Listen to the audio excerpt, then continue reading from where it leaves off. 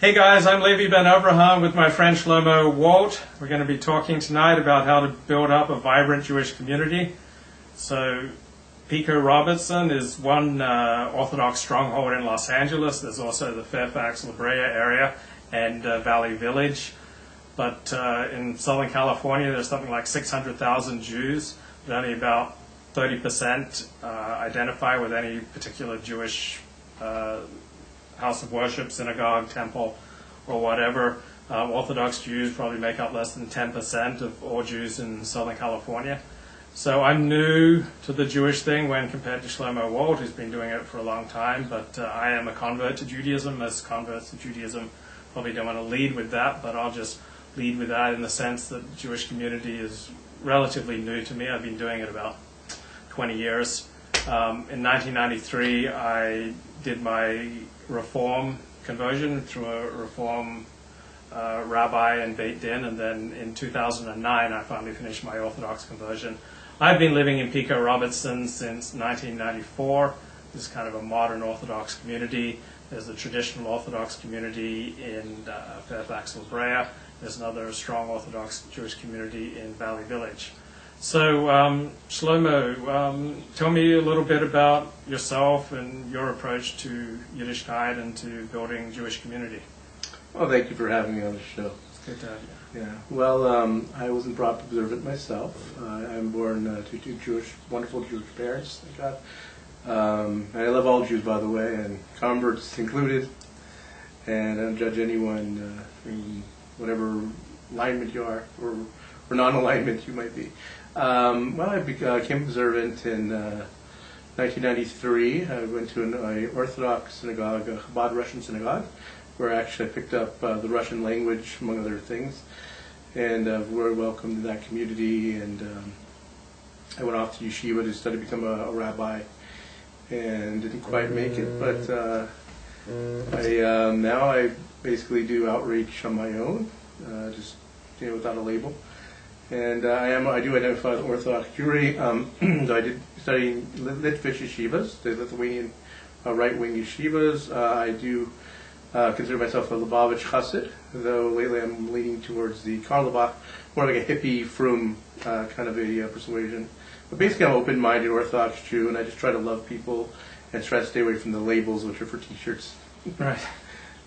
That's quite a combination, but coming from a Chabad background and then studying in Litvish yeshivas. So for those who aren't familiar with that terminology, Litvish means kind of Lithuanian style, which is like Mitnagdik, the kind of the opposite of the Hasidic approach. So you've tasted two very different approaches to Torah. Yeah, it wasn't quite my cup of tea to be in Litvish Lithuanian yeshiva. However, I was very appreciative of it. I was in B'nai Brak, very right-wing yeshivas, and they didn't espouse my particular, love for Zionism.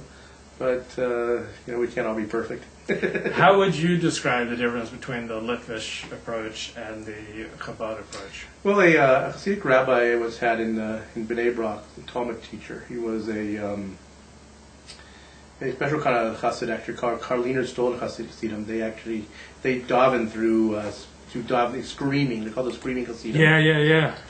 And what he had said is, so the non-Hasidic approach, what's called Musar, it's the, I don't know how you quite explain, but let's say a person would say, don't look at the red car, don't look at the red car. The Hasidic approach would be to say, look at the green car. Now they're focused on the positive rather than, abstain from negative. I mean, obviously you have to abstain from negative, but if you're focusing on good things, though good, it's a little bit of light will overcome the darkness. Right. This Hasidic dimension is more serving Hashem with joy. There is fervor. There is definitely more of a fervor to it. Going above the letter of the law, but at the same time, there's a sort of much greater warmth and acceptance generally in the Hasidic, especially in the Chabad Hasidic community, which is much more open to outreach.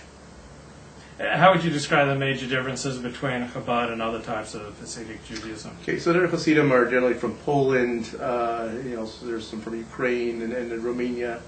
The Chabad Hasidim are different because, one of the market differences is the non-Chabad Hasidim have what's called a tish, and their Rebbe, their spiritual leader, has a table where he he dines on Shabbat, Friday night, and he gives what's called shirayim, the little extra piece of their food, and people basically rely on their Rebbe for everything. The Chabad Rebbe, Lubavitcher Rebbe, the Macham Mendel Schneerson, blessed memory. I'm not Mashiachas, by the way. It's markedly different in some Chabad Hasidim. He taught that no, it's not upon me, it's upon you.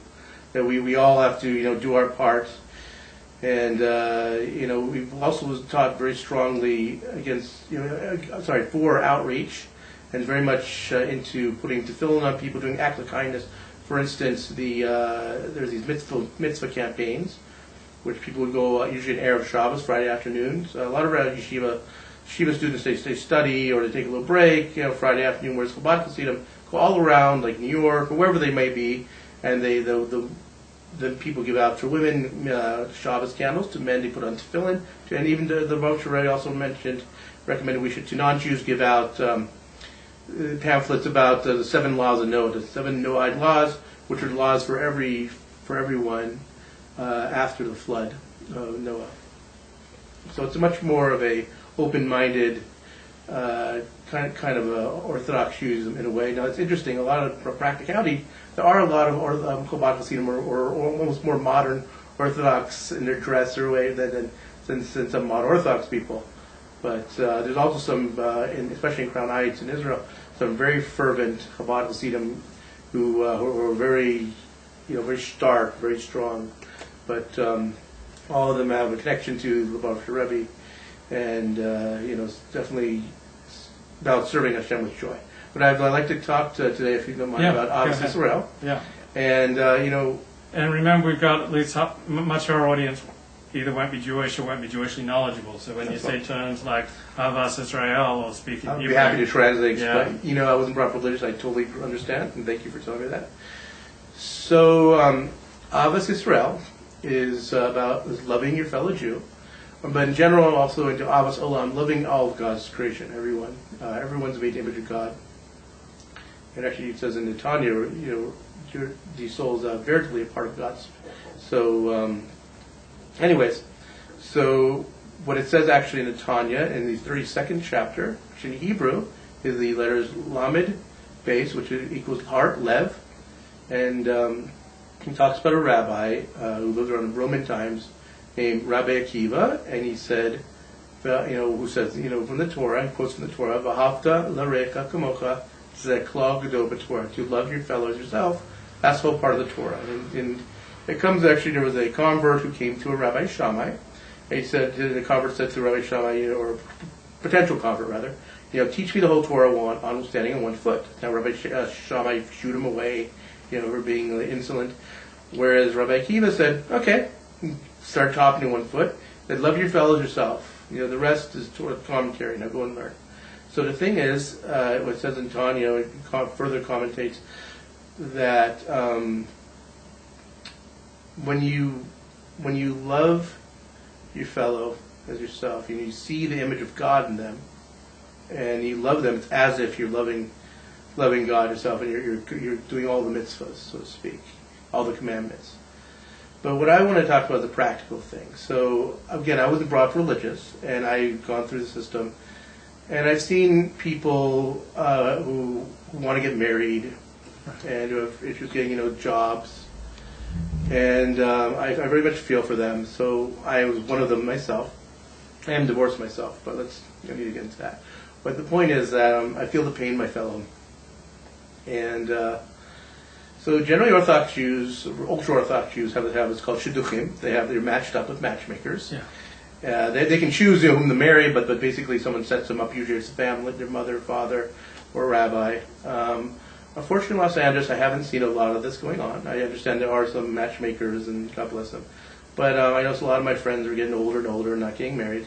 So I decided to take upon, in the ethics of our fathers, called Pirkei Avos, there's a teaching that says, where there's no man, be a man. So I decided to help my fellow, my friends get married. Started setting them up. I haven't had any real successful matches yet, but I had one that almost led to marriage, but the woman wasn't religious and the man was, and they didn't want him to get him married. And ironically, he stopped being religious, and she wanted to become real Orthodox and get married to some religious guy, and he's not married, unfortunately. So it just goes to show you got to judge your fellow, yourself. I'm very much into that, judging people favorably. When you walk, you can't judge a person until you walk a mile in their shoes, so to speak. So some of the concrete things I like to talk about are implementing what's called Ahavas Yisrael, loving your fellow Jew. So, mind if I continue further? So, go for it. So some practical things I do, and I like to encourage other people, and I speak about this on a regular basis when I go to people's houses for Shabbat, is when you see someone in the synagogue or in the street, if it's Shabbos, you say good Shabbos, Shabbat Shalom, or even weekday, hello, and smile. When you see someone in the synagogue and you say, hi, how are you, what's your name, look in their eye, and wait for a response, And if you can, try to find a place for a meal, for Shabbos, if you can offer them a meal for Sabbath. I think I'm very much into being real and loving, I'm not a cold person, and I was very shy when I was younger, actually. I used to talk to my sister, she would translate for me. I was so shy, I actually worked on myself, become much more extrovert. So I'm comfortable speaking in front of hundreds of people. And when I go to a social event, Jewish singles event especially, I'll go to everyone in the room, the guys and the girls, and I'll introduce myself. And then I'll go around again and I'll try to introduce the guys and the girls if I can as well. And I'm not a really wealthy guy, and I'm not the most knowledgeable in Torah. I tried studying and stuff. But one thing I do know that everyone can make a huge difference in this world if they're real and they're honest, they have love in their heart. And we all have the image of Godness, and we all can do great things in this world. You just got to, take it upon yourself to just do something. We all could be like lamplighters and light each other and fire with excitement. One of the things I do is give brachas, and I gave Levi a bracha at one point, and I like to give brachas to people, and I really, Hashem gave me some kind of a blessing. I'm not crazy, I'm a totally normal guy. I'm able to read people sometimes, so, and especially if I don't know them, and I can really just feel them. And, I'm like, wow, people kind of freak out a little bit. But it's powerful. But the thing is, it says in the Talmud, in 7a, I believe, exact 6b or 7a, and I have it on my Facebook, actually, too, my cover photo. It says, the blessing of an ordinary person can have a huge effect on great people, has had profound effect on great people, rather, and can have effect on the world. So you should never, underestimate bracha. It's very important to say amen. As I mentioned to Levi at one point. I forgot about that. If someone gives you a bracha, don't say thank you, say amen. Yeah. Any questions? I'm happy to go on, further elaborate on that. Anything about what I said so far? Not many, particularly in the modern Orthodox community, they don't tend to give brachas that much. Yeah, that's true. In the community I find myself, there are a lot of modern Orthodox people. I found in Israel they're a lot more open to it, for some reason. And some people might be think a little weird, but actually, certain synagogues have actually had lines of people come to me, ask me for blessings, for brachas. A bracha is a blessing, by the way. I think the more Jewish people are, the more comfortable they are with it, but the more that they're Americanized. Then, in America, just like regular Americans don't go around giving each other blessings. So I think the more assimilated you are, the more strange it is. But the more Jewish you are, and the more rooted in Torah you are, the more, bracha makes sense. I like to use the word spiritual. There's people who aren't so observant or actually more open. More spiritual, more open to it. I know a girl's not so observant. She's very inspirational. Actually, she taught me, when you hug someone, you should hug someone on the left. If you hug on the left side of the heart, Rabbi Levi Yitzchak was a great rabbi, Sikh master. He says you hug heart to heart. That's what I do. And I also hug people. Another thing I do, and I'm not afraid to, I go to hug men. Sometimes I hug women too, like Rabbi Shlomo Carlebach. But I am an Orthodox Jew, and proud Orthodox Jew, but in general, I try to stay away from labels to some extent. I don't mind, you don't have to be this or that or whatever, people are beautiful in their own way, and everyone's made for a particular reason. Everyone has their purpose. So another thing I'm very much into is connecting people to finding apartments, roommates. I go to my Facebook, I see my friends looking for apartments, and I've actually incredible experiences. When I first moved here, I got laid off my job. I was in Eugene, Oregon for a while as executive assistant. Mm-hmm. I was working for a natural food company. And that itself was amazing. I was in my synagogue, and I prayed to God, Hashem, God, help me get a job. Guy walks up to me after Havdalah, he says, hi, Shalom Aleichem, get a job. So you moved up there and then got the job? Well, I was actually before that. I was in the Valley, and I moved to a corporate office and stuff. Uh-huh. So it was a long story, but anyways, I found myself here by Shkata Pratis, by divine providence. What happened though was the day I came here, since I was helping people out, like literally I got a couple offers. I got this incredible place for like a dirt cheap price in the heart of Pico-Robertson area, which was really great. And it was a very welcoming community, and got to know many, many people actually.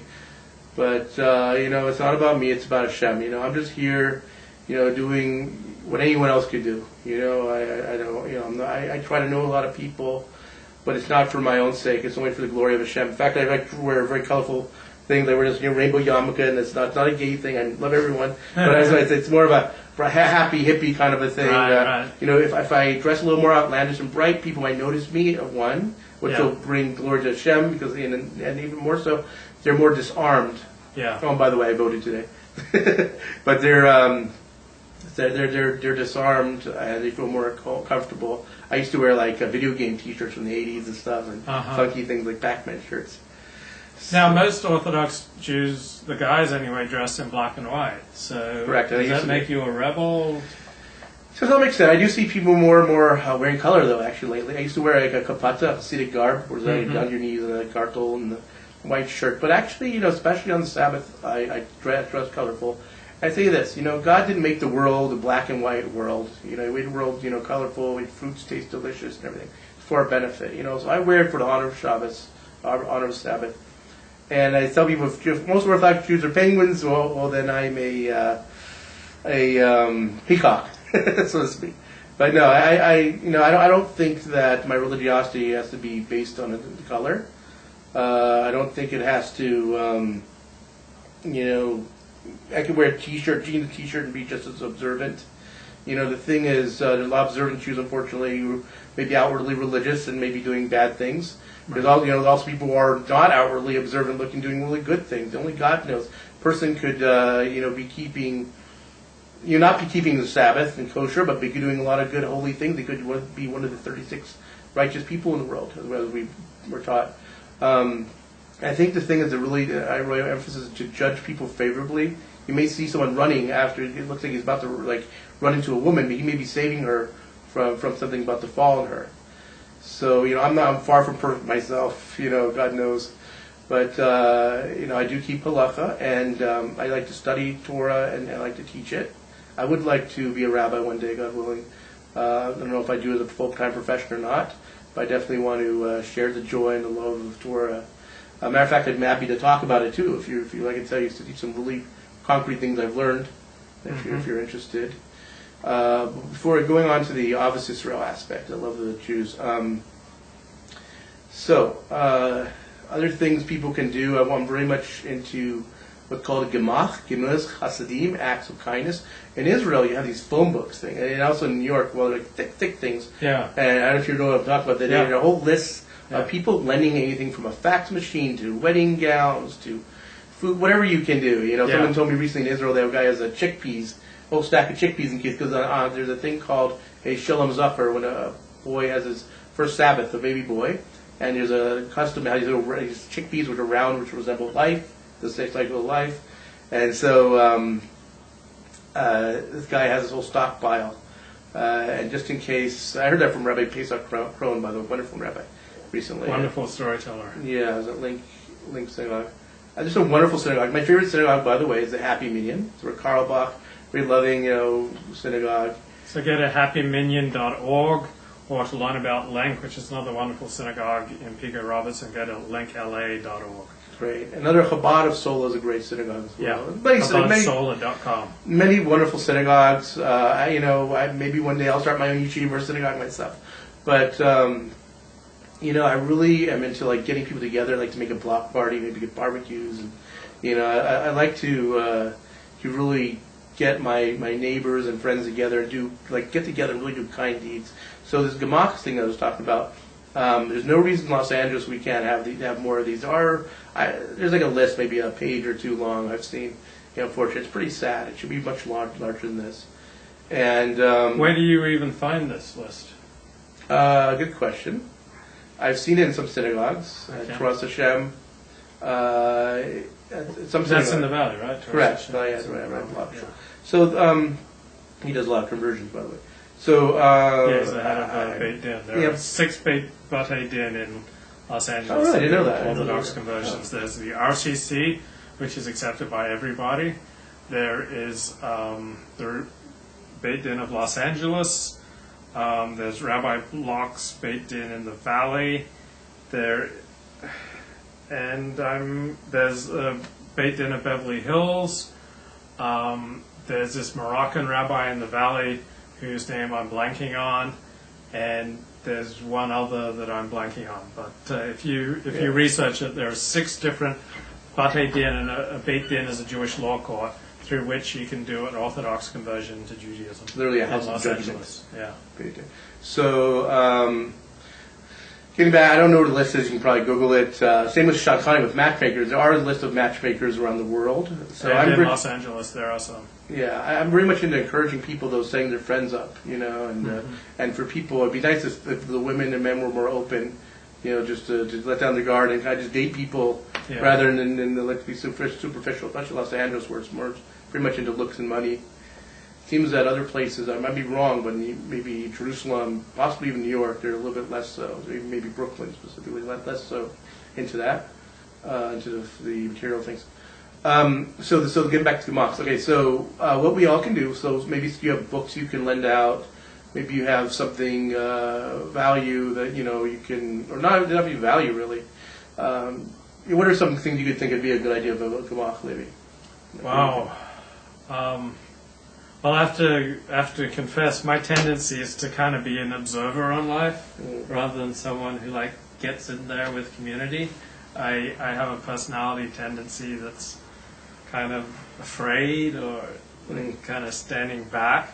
So I'm one of the worst people to think about a gemach. On the other hand, even though I have this personality tendency all my life, pretty much, I have belonged to a traditional religious community. I mean, I grew up a Seventh-day Adventist and I belonged to that community. Then I left Christianity. I went out in the world for a few years and then embraced Judaism and have lived in Pico-Robertson since 1994. So, gosh, what would be some good things for gemach? So, I mean, the ways you could help each other out is like finding people work. Yes, thank you. That's another thing I think is very much needed in this community. I know they do have limited resources for finding people jobs and stuff. OU.org, OUjobs.org, I believe, or something. OU Jobs.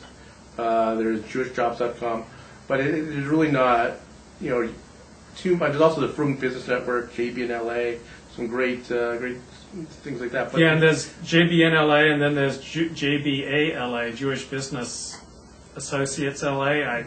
So there are 2 business networking Jewish groups in Los Angeles. So I also was very shy, as I mentioned, but I figured, if you're not going to do it, you can't expect someone else to do it. Yeah. So, I think I very much want to empower people.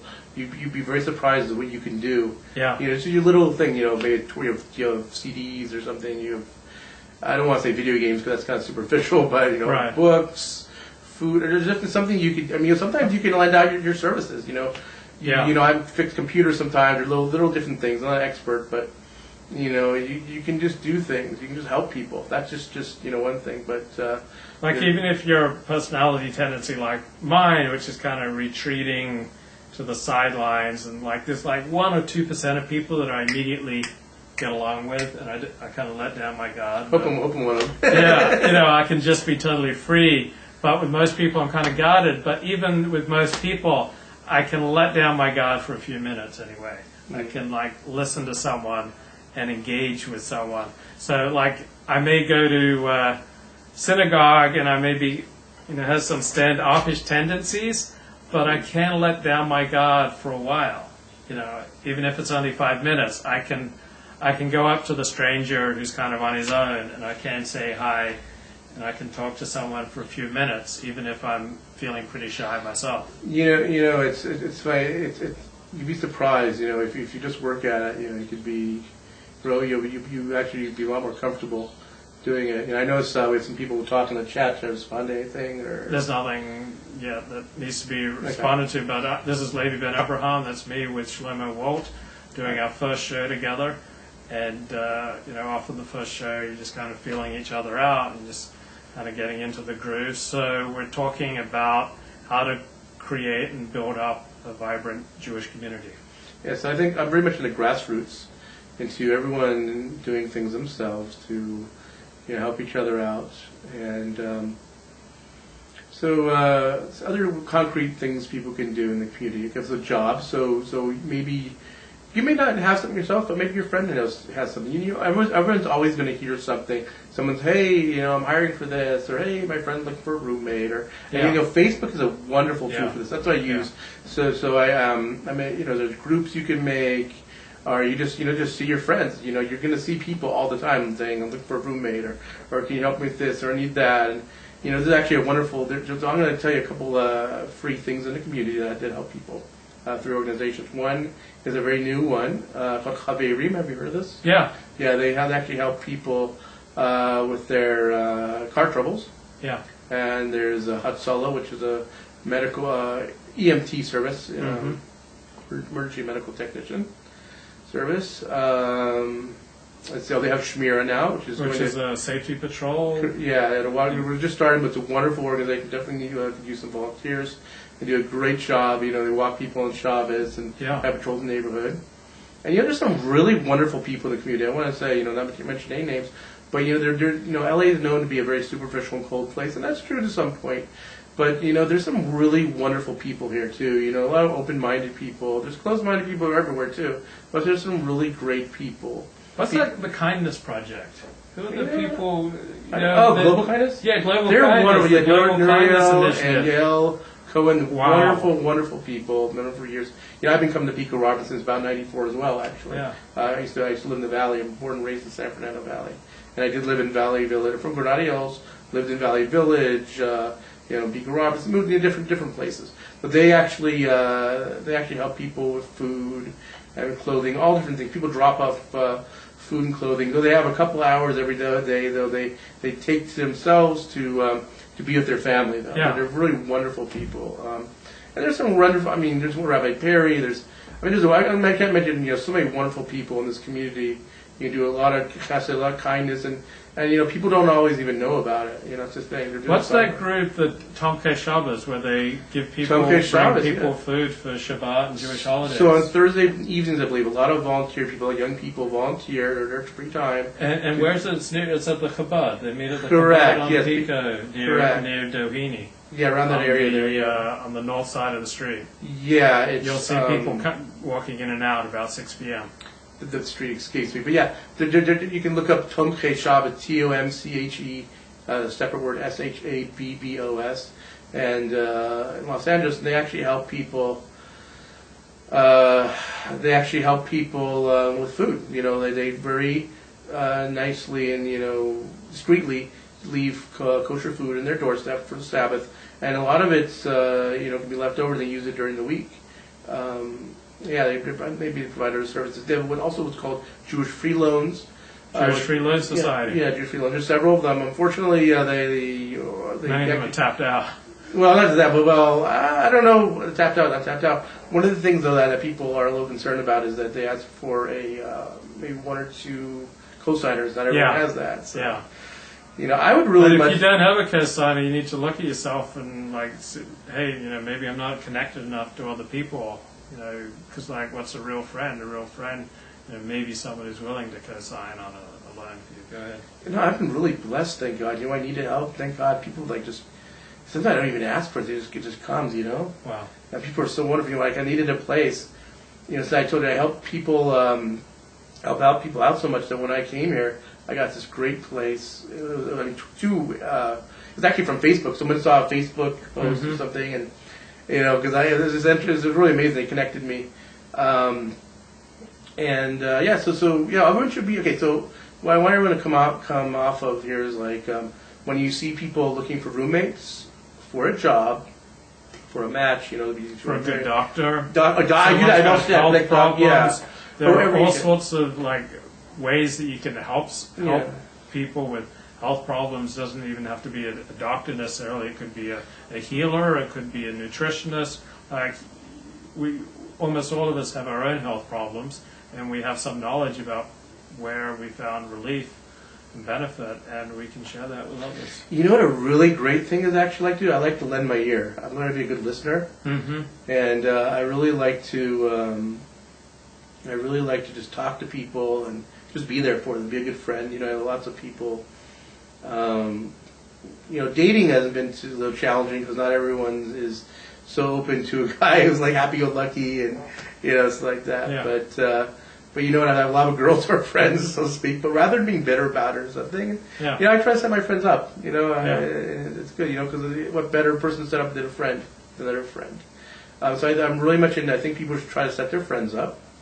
Give tzedakah. If you have somebody help people out with it, it'd really be awesome. People just could just hey, rather than give their 10%, just take a chunk. You're supposed to give 10% of your money charity according to Torah.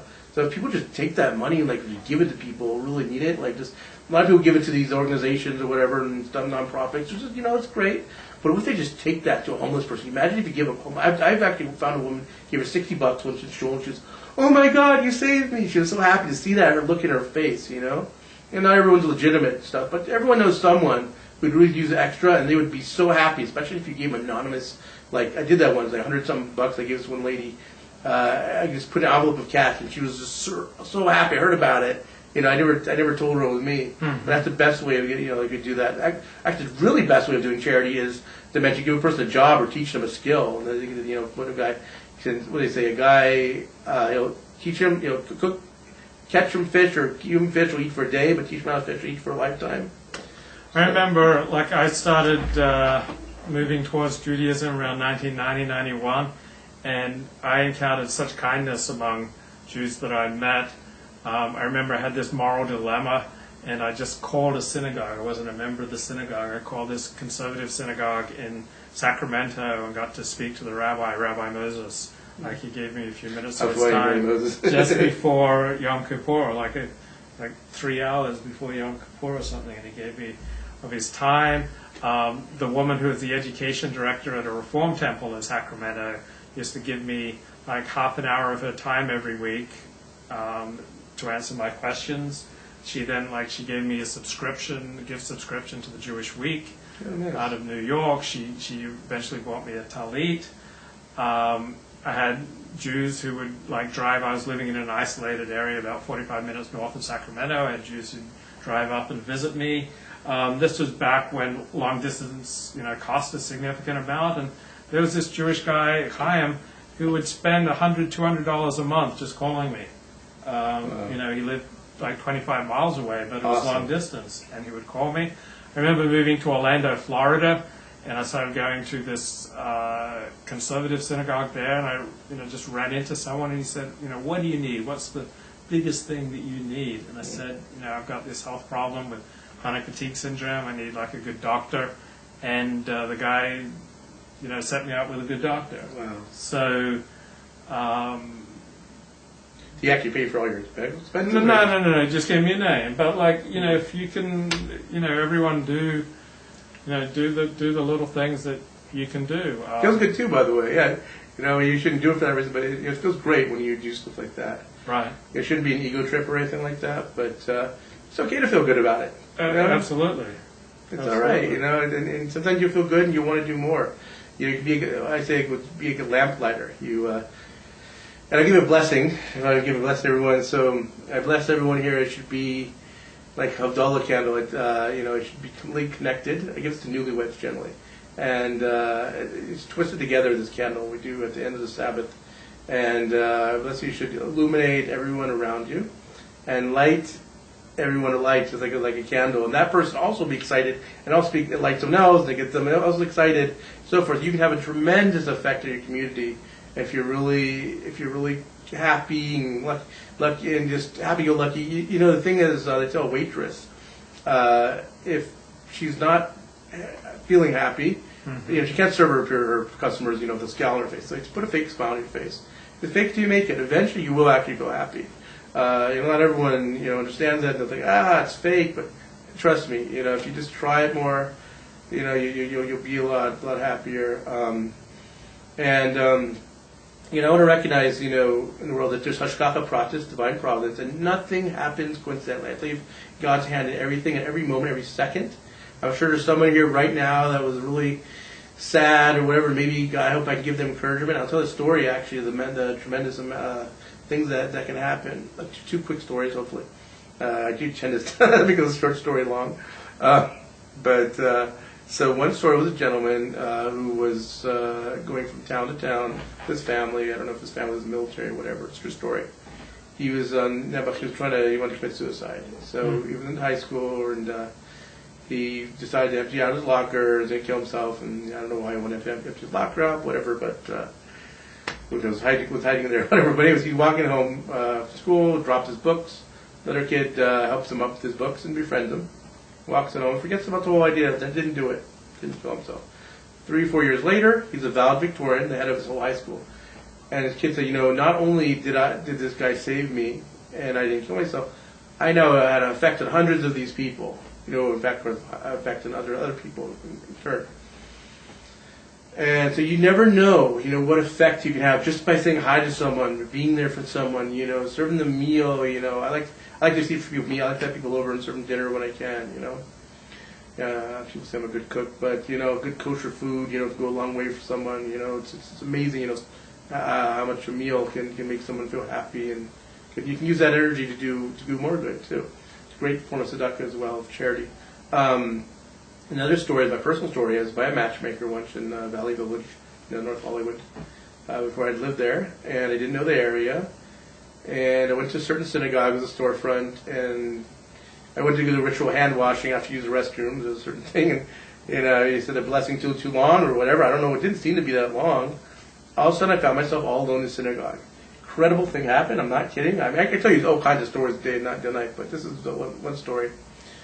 And rather than getting upset, because I did at the old times, I don't recall seeing like exit. Usually, you're supposed to have exit in these places. I didn't see like the green exit signs.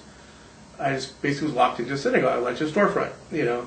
And I said, you know, God, I totally trust you. I totally trust you. And I was like happy and just smiling. And I closed my eyes. I said, Hashem, I totally trust you. It's gonna be easy, you know. Let me get out of here. And, you know, I opened my eyes. I kid you not. There was a keys right there.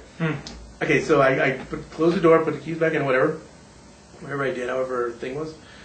And when I was walking, something happened. My glasses or whatever. I don't remember what happened. I couldn't see. I was looking around. Asked the guy, "Hey, do you know how to get to so and so?" I was spending Shabbos by a matchmaker, and this guy was, "Oh yeah, he was staying by me." It was the guy I was staying by. I was like, could have been anywhere. I was randomly walking the streets.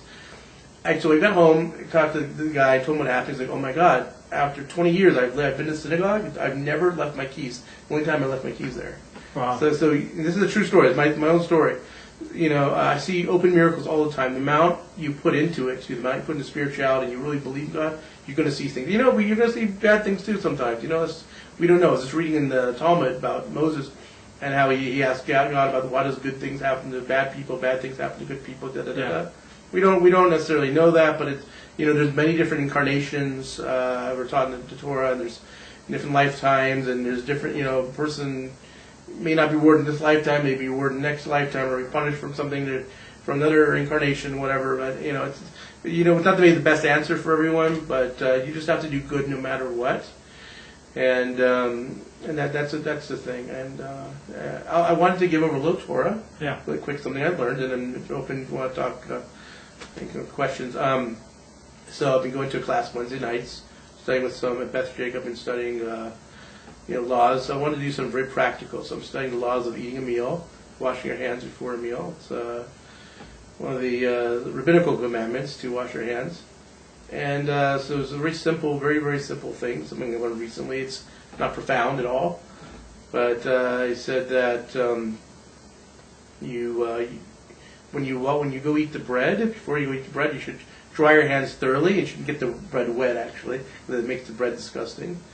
And another thing is, I was learning, again, it seems kind of random, but if I learned something, I impart it. And another thing is that, you should, by the way, you say a blessing, you should say it nice and loud and slowly, so someone can say amen. It's very important to say create an angel by doing this. It's very important to say a nice loud bracha blessing, people say amen to. And when you lift your hands up when you let them dry, and you rub them together, and then you say the blessing. Usually you say a blessing before you do something. This is one of the cases we say afterwards. But before you dry your hands, you say the blessing, Baruch atah Hashem Elokeinu melech haolam, Am Netilas Yadayim. Blessed are you, Master of the Universe, who is commanded with the commandment of I think it's raising the hands or something like that. Literally, raising the hands. So, or we say washing the hands, but the tila may be raising the hands. Anyhow, anything you want to talk about?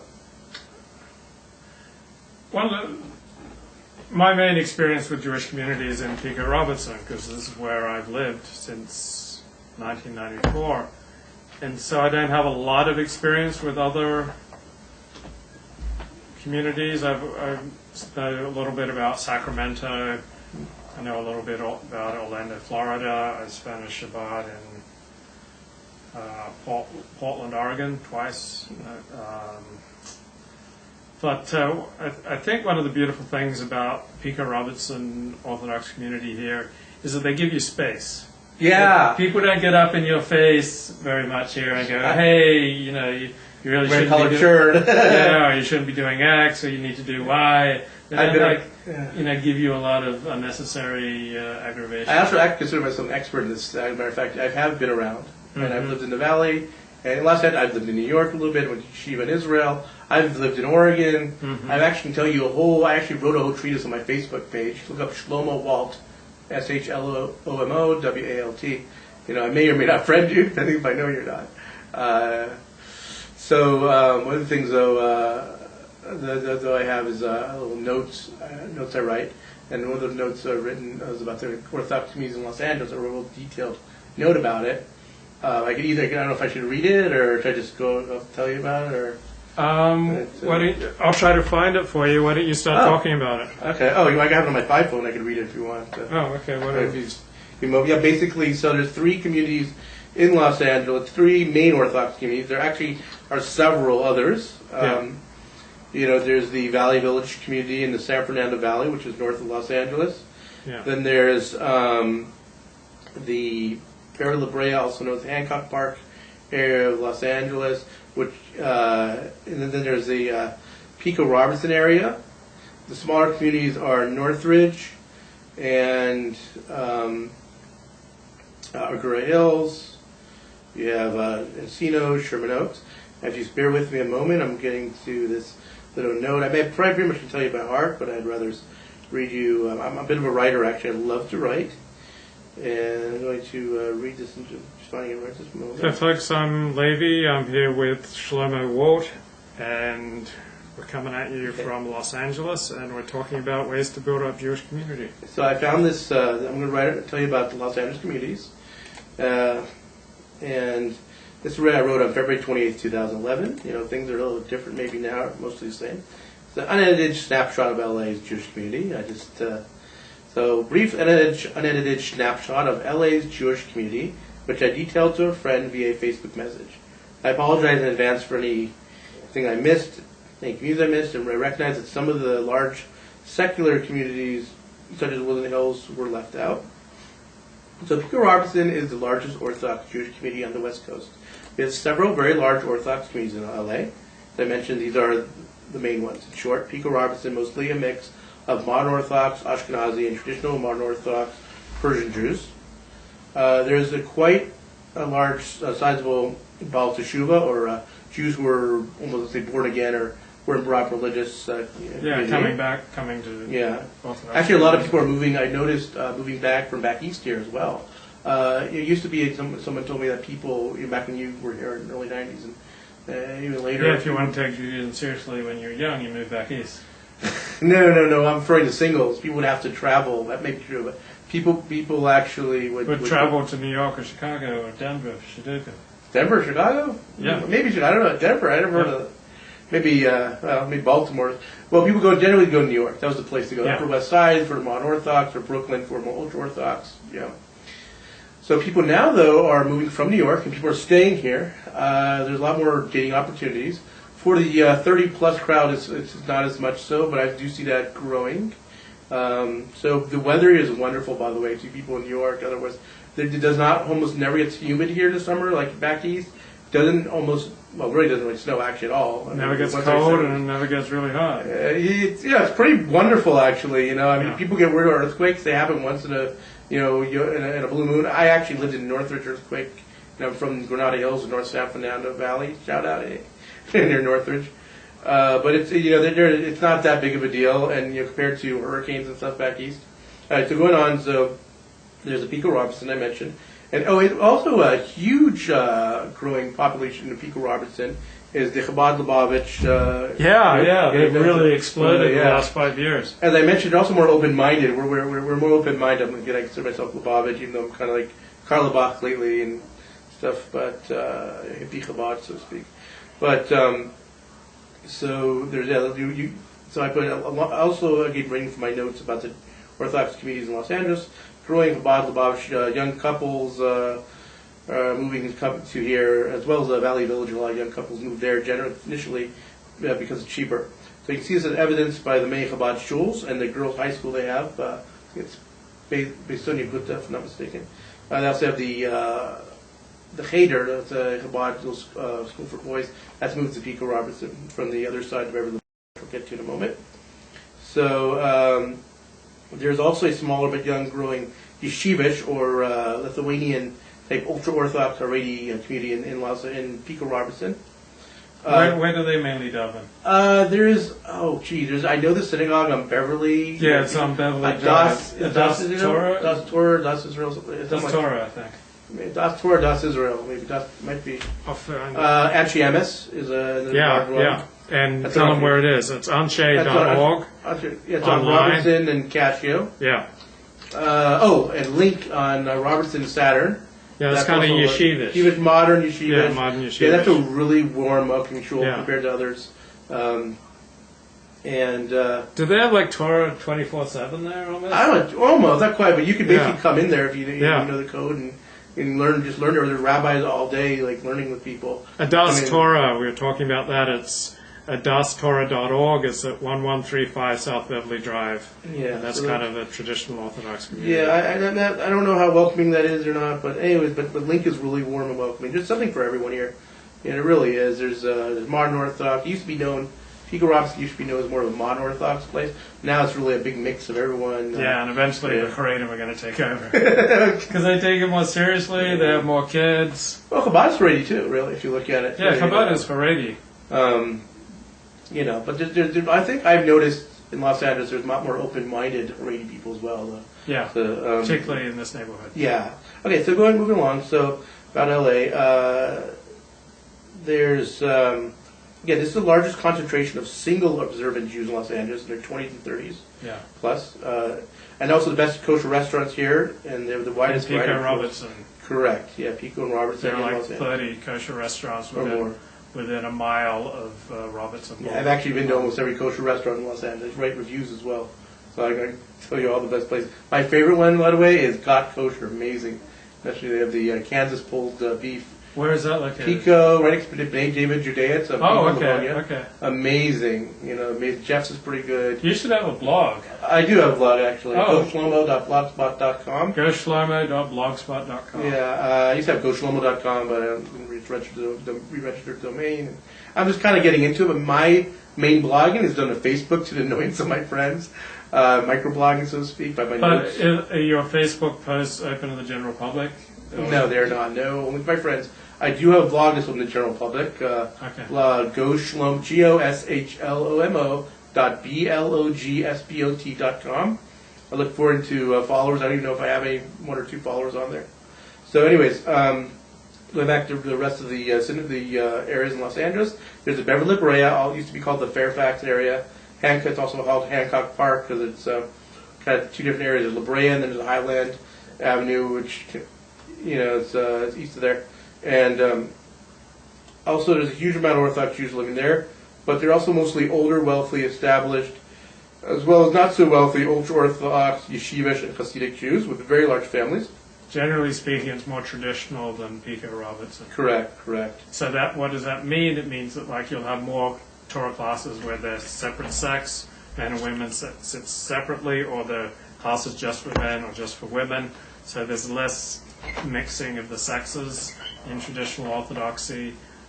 They may be less Zionist or not Zionist at all. They may have less interest in getting secular education. They may be more likely to have their own business or work in business rather than to be doctors or lawyers. So, yeah, absolutely. Though there is a more open... Hey, we've got a caller. Okay. So, let me see. Hello, caller, you're on the air. Whoops, why are they on hold? What did I do? Well, if you hear us, hang on. Or try calling back again if you need to. Yeah, call back speaker. Okay, are you there?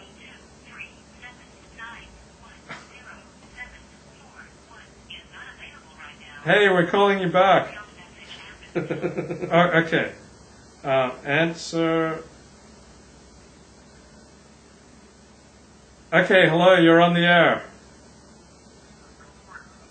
Hey, how are you? Oh, thank you, Mr. Ben. Is that speakerphone? Is that speaker? Yeah, I don't really. We can barely hear you, but I really need to work on my technology. But it's. I have an iPhone. Love it, by the way. It's a real honor to have you. I'm sorry, what was that, Ben? Yes. Yes, we can hear you.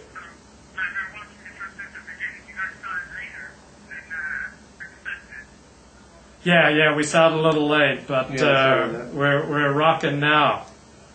Do you have a question for our distinguished guest?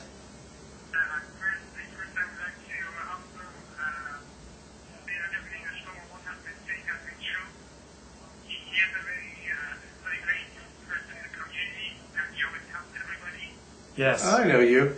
Yeah, Ben. This is Ben calling in, folks, and he's making the point that everything that Shlomo has been saying is true, and that Shlomo is well known in this community for trying to help everybody he can. So he's a real tzaddik, a righteous man. Go ahead. I'm not a tzaddik. Go ahead, Ben. Sorry. Simple truth. Yes. Shlomo Wald is a celebrity in Los Angeles.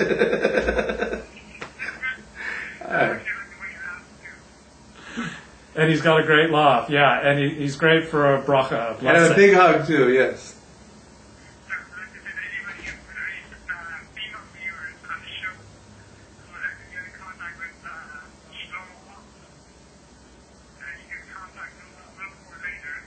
Yeah, I'll match you up. So both Shlomo and I are looking for our shidduch, for our match, for our soulmate, for our bashut, for our opportunity to get married and to have a family.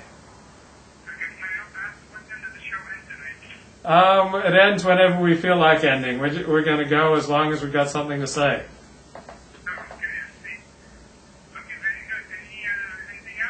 That's it. I will see you later. Great to hear from you, Ben. Thanks, Ben Hart. Nice to talk to you. You're a good Jew.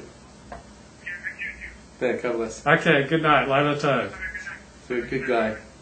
I recognize his voice and know exactly. I know his full name and everything. Yeah, I got to work on my technology so that. Yeah, an iPhone. I have people call in, but I don't want everyone to know my number. Oh. Well, if you know Shlomo. Yeah, if you know me, you can come into the chat. Or you can contact him on Facebook. Yeah, do you have a higher quality speakerphone on yours? I do have a good speakerphone. How would they contact me on here? No, I have Skype on here. They call you on here. Yeah, they call people who know me. They know you. I call my cell phone. And I know you can. A lot of people have my cell phone. That was awesome. But I don't want to talk about anything controversial. I want to talk about only good things. In politics. Finishing up with this thing about the communities, not to belabor it. So I mentioned a lot of about the Pico-Robertson, the Beverly La Brea area, Hancock Park. They have large families. They're Hasidic and yeshivish. There are a lot of schools there prominent there. There's also a large kollel there, a place of higher learning. There's a few kosher restaurants there. Then there's Valley Village, North Hollywood, which is a mix of yeshivish and modern Orthodox communities. Mostly young couples that live in San Fernando Valley, and it's the southeast part of San Fernando Valley. Huge Israeli and Sephardic community. There's actually a large Persian community here in Pico-Robertson. Over in Valley Village, there's a large Israeli population, and places where only Hebrew spoke to some of the synagogues, and and I could go on, but there's Encino, which also has large Persian population. There's a different feel to Judaism in the valley. I mean, the temperature is hotter. It's I don't know. How would you describe it? It feels different from Pico-Robertson. Oh yeah, no. Born and raised in the valley. I'll tell you all about it.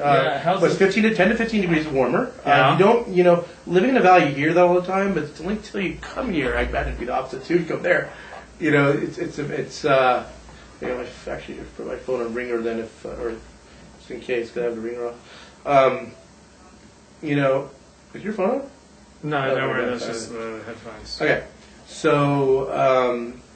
You don't realize the amount, how much cooler it is here if you actually move here. And also about the valley, there's much more space. There also, you mentioned like space. The valley is more like that as well. I lived in the closest Orthodox community I lived to is called Northridge. Very nice. The people are more, tend to go they may go in the synagogue wearing shorts or whatnot. There's less traffic. You can park, allow you to park. The streets are not as wide, yeah. It's more suburban, it's more bourgeois. Like in Los Angeles proper, like in Pico-Robertson, you'll have you got a larger community on the far left of Orthodoxy, which you don't have so much in the valley. It's I don't know. I'm going to probably get into trouble here, but probably a higher proportion. I don't care about getting into trouble. So since there's a higher proportion of intellectuals in Pico-Robertson, like people who are professors, I could be totally wrong, but there's just a different feel. It's like going to shul in the valley, and it feels like going to shul in the suburbs. And going to shul in Pico-Robertson or in Fairfax, La Brea, and you're going to shul in the city. It's grittier here. Yeah. It's more gritty. There's like a large black community, fairly close. Gangbangers. We have here in Pico-Robertson, we have like Orthodox Jews, walking past gangbangers with their pants down, their butt. Which I suspect you don't have as much, maybe in the valley. Go ahead. Actually, you have a larger Latino population there as well. Valley Village, there's gangs there as well. Right. There are. I see more homeless people here. I do see more gang writings, but I think there's more of the African American in this community versus. I love everyone, by the way. I know, my roommate's actually an African American convert. I'm sorry to interrupt you, by the way. In the Valley Village area, there's a lot of Hispanic gangs. We're seeing more of the African American gangs, but So I think there's a higher proportion of rich people in Pico-Robertson and Hancock Park than in the valley because it's more expensive here. Housing is more expensive. Everything is more expensive. Parking is more difficult to find. So it's a little more relaxed in the San Fernando Valley. And you probably have more strivers here. People who are pushing, striving to reach for something, and the feel that I get in the valley is a little more relaxed. Yeah, more laid back in the valley. Yeah. So let's see. So yeah, what else do you find distinctive about Pico-Robertson compared to the other? Like it's a great place to be if you're eccentric and still want to be Orthodox. Pico-Robertson is maybe without parallel. Oh, like Jerusalem. You can be a surfer. Oh, I think Jerusalem actually. Well, you have people in Jerusalem who will throw rocks, and like it's also but you're not going to have anyone in Pico-Robertson who's going to throw rocks or get in your face and like. not nearly as much and give you surahs. But like in Pico-Robertson, if you're a surfer and you like put your surfing board on top of your car, you can drive to the beach and no one's going to go, hey, whacked out guy, what are you doing trying to be an Orthodox Jew who surfs? But if you put a surfboard on your car, I suspect in Hancock Park, that is much more edgy. It's funny you mentioned that. Yeah.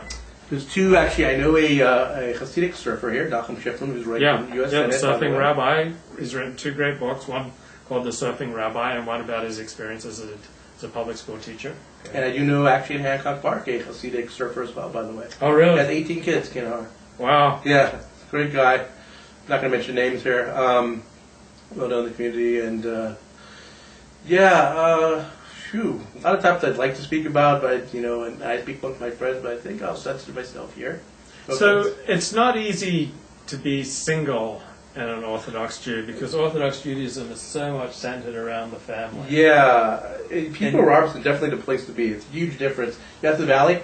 I'm sorry. Go ahead. No, I wanted to get this off my chest actually, if you don't mind, before I forget. The main difference I noticed living in Valley Village or the Valley, being Pico-Robertson, and also I think La Brea, I've heard also the Beverly La Brea, Hancock Park area, is here you have a whole singles community, Orthodox singles, whereas it might be my synagogue in the Valley, and you're the only single person, or with the two singles, especially there's hardly single women, you're lucky if a secular Israeli woman comes by with some women. Here we have whole meals. I've very rarely lately have been going to families for meals. Actually, we have whole singles at potluck meals, and we all bring food together, make meals, or they have singles meals at synagogues. I was very surprised. A certain rabbi mentioned, though, he's very much against men and women having these meals in the community. I'm not going to mention any names, but some rabbis are opposed, and some aren't. Yeah. Like something is great, but like some rabbis have the perspective that the problem with Jewish singles events is that they become Jewish twosome events that same evening. Yeah, you know what? I think sometimes nothing be farther than truth. At least I don't know what people do behind closed doors. That's their thing. But in public, there's I'm just explaining why some rabbis object. A lot of people have their opinions and whatever. But so yes, you're an Orthodox single Orthodox Jew. Pico-Robertson's a place to be. There's a whole community of singles here. You can be also families too. It doesn't have to be one or the other. So. Okay, so there are a lot of Orthodox synagogues, Orthodox single Jews in Pico-Robertson, but at least for the women, they don't tend to go to shul that much. There's even though there are a lot of single Orthodox Jewish women over the age of 18 in Pico-Robertson, you'd be hard-pressed to go to shul and find many of them. Where you might find some, you might find 2, 3, 4, 5 at the Happy Minyan. You might find that same number at B'nai David. You might find a few generally in their 30s or 40s at Link. But my experience anyway is that single Orthodox women don't tend to go to shul that much. Correct, especially Friday night. You're right I'm actually right. I know a lot about this too. They do go to the Happy Minyan. There's an older crowd of the Happy Minyan, a lot of older men, and they get them married off, great good people. Link, I was actually very surprised, Shavuos night, the holiday of Shavuot, Tabernacles. There's a lot of women there, a lot of older singles, you could call them, 30s, 40s, good quality, really frum women. When I say frum, I mean as opposed to say the really modern Orthodox. Nothing wrong with them, right? I'm just saying I was surprised because, generally the people go out and do tend to go to synagogue, be more modern. And a lot of these women who are Orthodox tend to, they want to be sneezed, they want to be modest, they don't want to be in the limelight. Where I do notice a lot of frum women on, how I know they're in the community, is Facebook. I'll see people who are Facebook friends, you'll notice, so-and-so comments this and that, like, oh my gosh, where are all these women? Yeah. You can't meet them at shul, generally speaking. I told my friend, water everywhere, but not a drop to drink. Exactly. Yeah, and then if you're trying to be traditional and do things the traditional way, you want a matchmaker, match up, there's not really a lot of people who are going to rematch you up. There are a few people here and there, but you go to rabbi, he'll say, you got to go to New York, which is a bunch of baloney, you should be able to find people here. What you need is a high-paying job.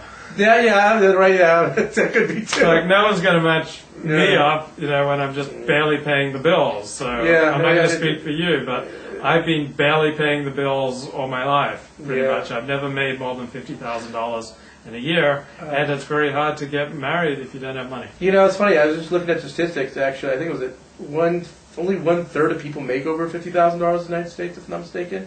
And so I went to a matchmaker who told me, "Oh, you need $100,000 a year to be making to be, if you want to date in Los Angeles, you want to get married. Yeah. Are you kidding me?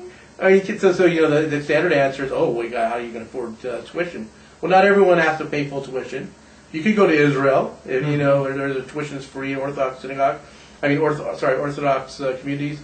Some people send their kids to public school here. You could have homeschooling. A lot of Orthodox Jews tend to have homeschooling. But that shouldn't bar someone, from starting a family. Hashem helps people. I know there's a man who spoke at I didn't hear it personally. I heard from other people secondhand. Spoke at a conference recently, and he said, who's a millionaire now, and he said he didn't become wealthy until after his marriage.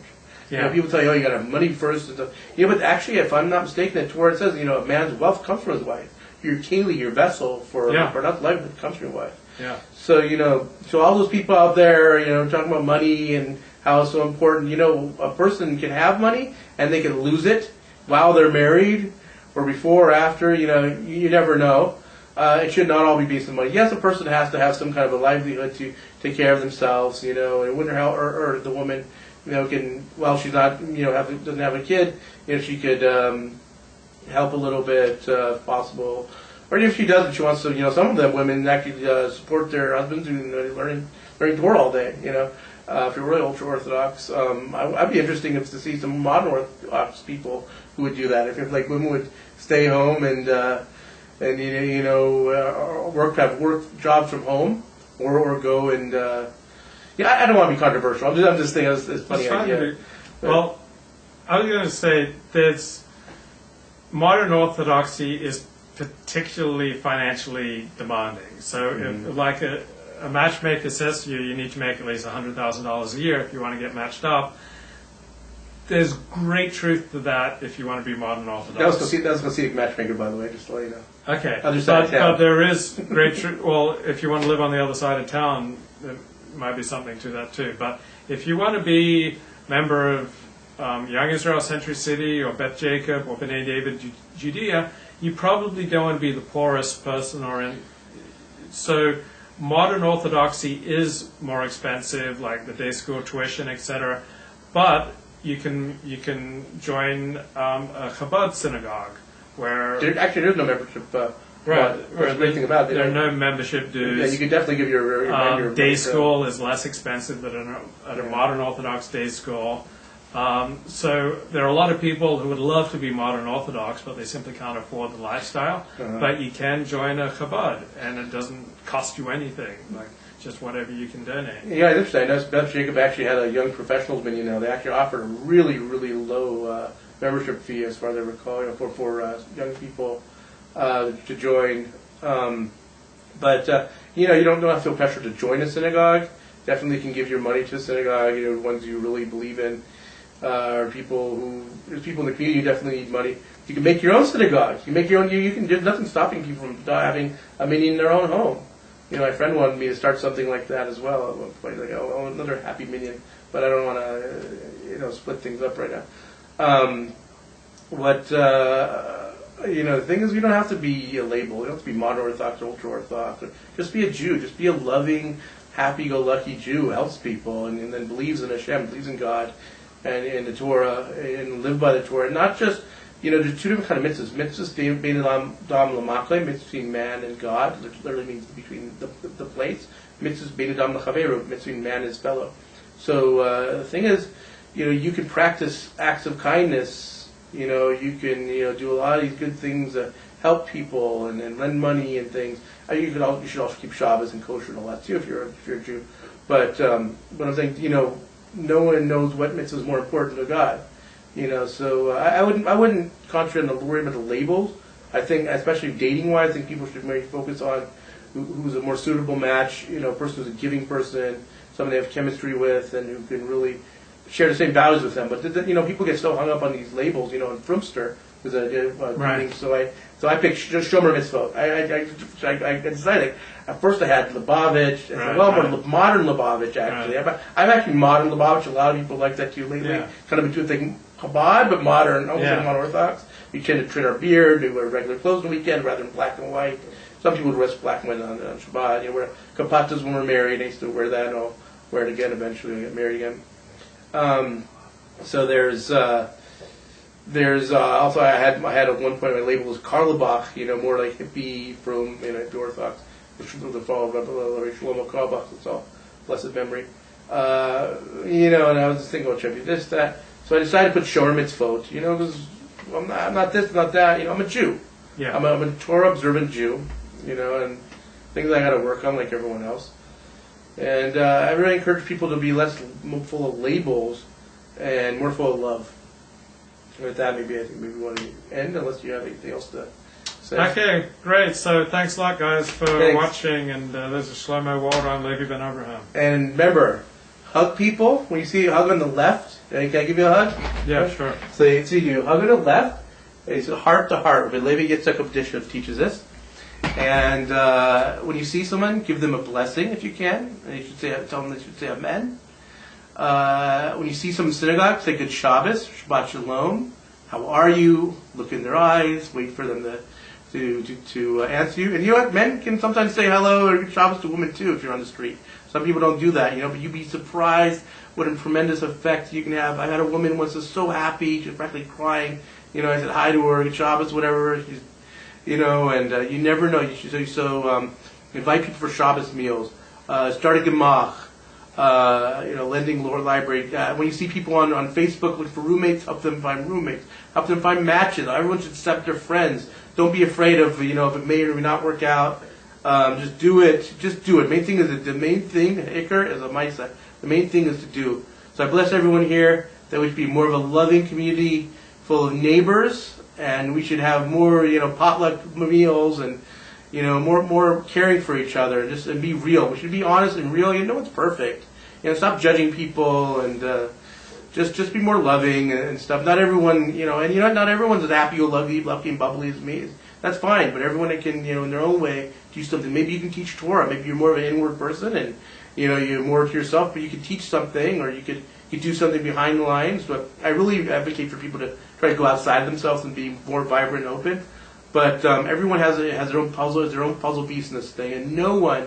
The Baba Rebbe this also says, no one's extra. You being here is God saying you matter. So be blessed, everyone. Shabbat Shalom. Shabbos. Good night, Lila Tov.